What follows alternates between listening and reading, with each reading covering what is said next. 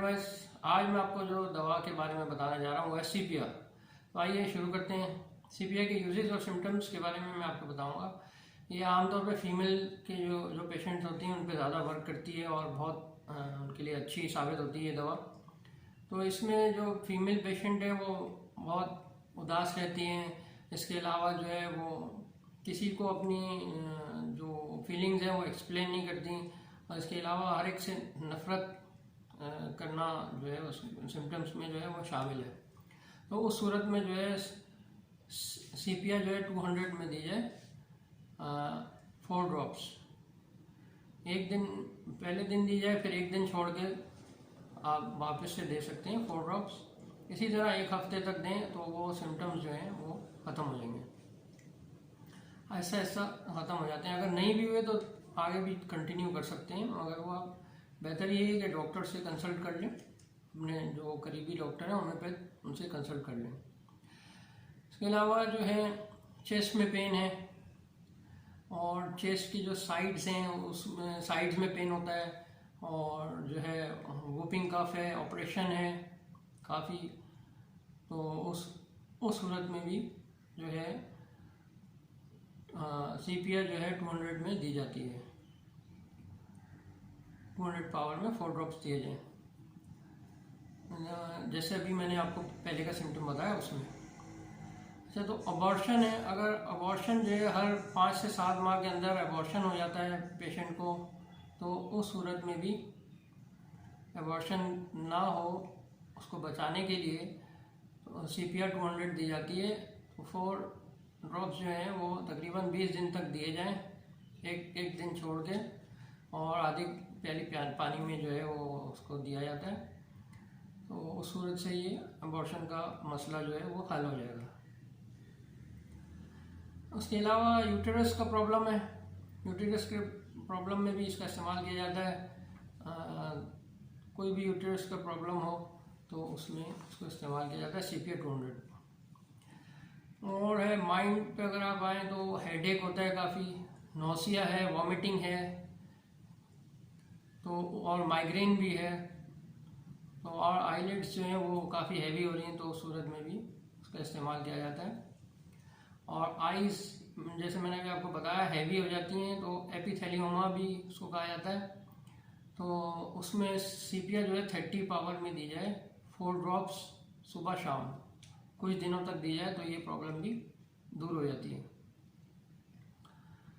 अब अगर कोई जो फीमेल्स हैं उनको ये फील हो रहा है कि जैसे कि कोई जिस्म का जो कोई पार्ट है वो आउट हो जाएगा, बाहर आ जाएगा, जैसे कि यूट्रस है, यूट्रस जो है वो फीलिंग हो रही है कि वो बाहर आ जाएगा, मगर वो एक्चुअल में बाहर नहीं आता, वो सिर्फ फीलिंग होती है। तो उस सूरत में भी सीपिया जो है वो 200 में दी जाती है, 4 ड्रॉप्स दिए जाते हैं। उसमें भी एक दिन के गैप से आप दे सकते हैं। और इसके अलावा अगर इंटरकोर्स के बाद जो है पेन हो रहा है तो उस सूरत में भी जो है सीपिया 200 दी जाती है 4 ड्रॉप्स। अब अगर यूटेरस के जो माउथ है उसमें कोई प्रॉब्लम आ रही है, जैसे कि जलन हो रही है, अल्सर वगैरह है, तो उस सूरत में भी सीपिया 200 ही दी जाती है। अब फेस को अगर हम देखें तो फेस में पिगमेंटेशन है और फेस जो है वो उसमें थोड़ा सूजन सी भी आई हुई है, येलो कलर सा आया हुआ है, तो उस सूरत में 4 ड्रॉप्स सीपिया के ही दिए जाते हैं। और अगर कंजेशन हो रेक्टम में कंजेशन हो, प्यूबिक एरिया की तरफ जो है वो कंजेशन आ रहा हो, तो उस सूरत में भी सीपिया 200 दी जाती है। अच्छा, मॉइस्चर आ रहा है, एनस के जो आउटर लेयर है उसमें अगर मॉइस्चर क्रिएट हो रहा है और दाने निकल आते हैं उस जगह पे, तो उस सूरत में भी सीपिया 200 ही दी जाती है। एक दिन के गैप से आप दें, 2 से 3 दिन दें, एक दिन के गैप से, तो उस सूरत में ये ठीक हो जाती है ये प्रॉब्लम भी।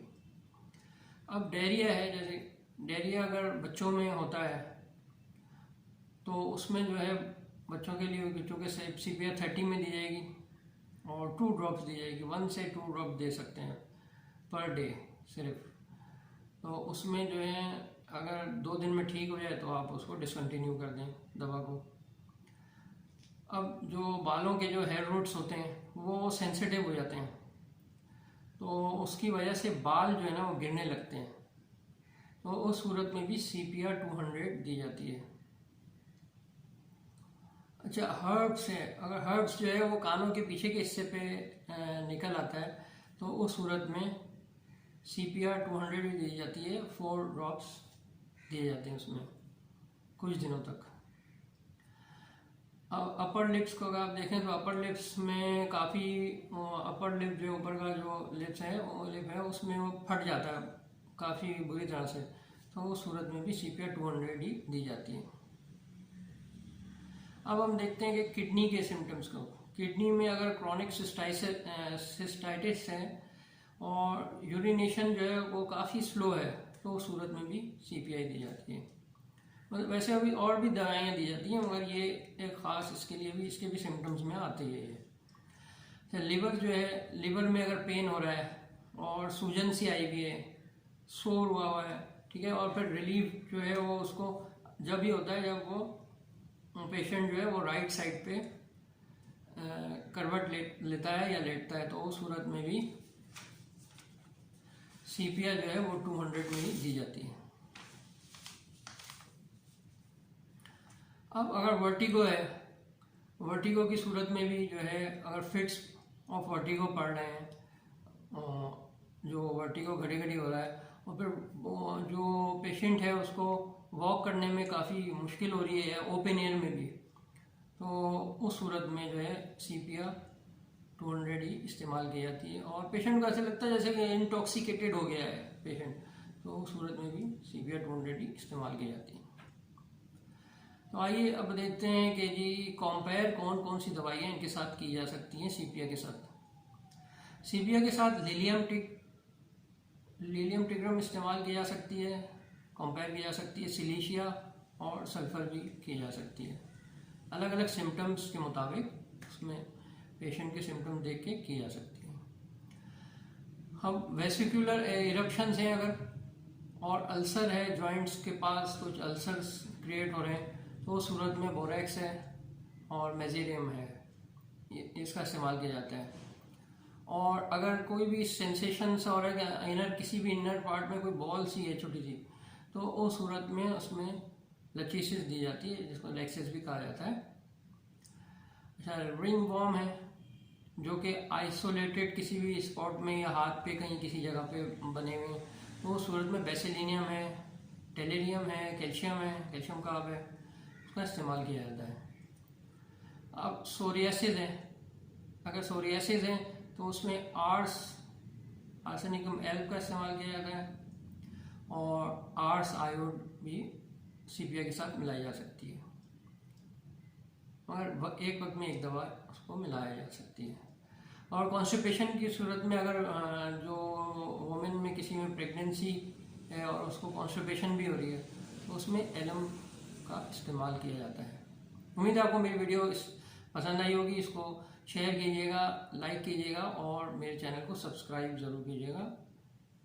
अस्सलाम वालेकुम व रहमतुल्लाहि व बरकातुहू।